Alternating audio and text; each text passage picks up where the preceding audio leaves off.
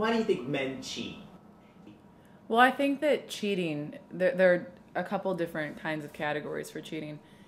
Women typically only cheat if they're being neglected emotionally, or if they perceive that they're being neglected emotionally.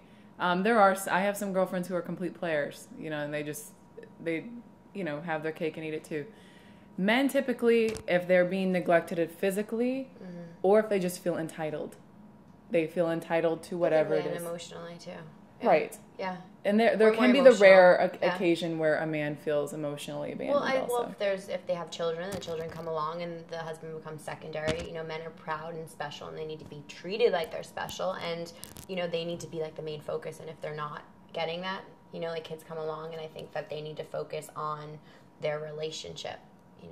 If you're in love with someone, like, you want to treat them like the 5-year-old, right? Like, you want to, like, cater to them and love them and hug them and, like, be emotionally there. Like, you want to give them a blowjob.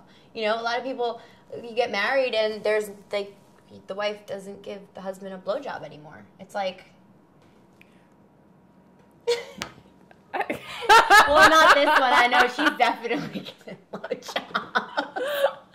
Why you gotta call me out like that? I'm sorry. Why are you blowing up my spot? Because it can help people. I mean, no, it's true. It's true. Like, right? Like keep it exciting, and you'll never have to worry. I mean, but the thing is too, and I say this to Steve all the time because my husband just happened to have been a major playboy in college, and I always say to him, I'm like, what changed for you? And he was just like, happiness.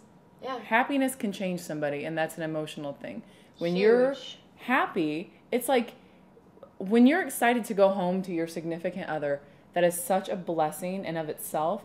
But if you can be happy and still very much attracted to them and still playful and still, I would never treat him like a 5-year-old, even though at times we both act like 5-year-olds. Yeah, they do, definitely. Yeah. But I think having a respect for him as a man and understanding his needs as a man, but also having it reciprocated, having him understand my needs as a woman. Yeah. I think the balance between it, as long as you can find a balance. It's not even so much treating like a 5-year-old, it's treating like you guys are special, like you're the most amazing woman in the world, and he's the most amazing man in the world. I think he actually believes it. You guys are so much better. What, the 5-year-old? No, I think he actually believes that I'm the most wonderful woman in the world. And that's like what makes a relationship so amazing. So Ashley, tell me, where do you meet guys? Where do I meet guys? Where do you meet guys? Right now, I'm not meeting guys. I have like a little bit of a dry spell working. Craigslist? Craigslist, yeah. Classy. I hear that works. I'm keeping it classy.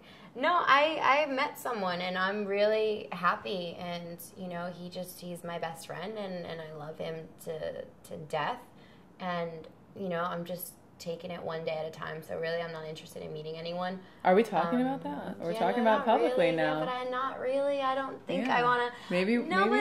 Are we breaking the story here? No, we're not really breaking the story because it's just like it's I'm seeing where it goes, and I'm not taking it too seriously, like Andy said, and you just it's life, and you go like every day, and this is why I don't talk about it in interviews. I say, oh no, I'm not dating anyone, because it's nobody's business, because once like all people are, who you're dating, this and that, it gets too complicated, and I just want to live my life, and I want to move on, and see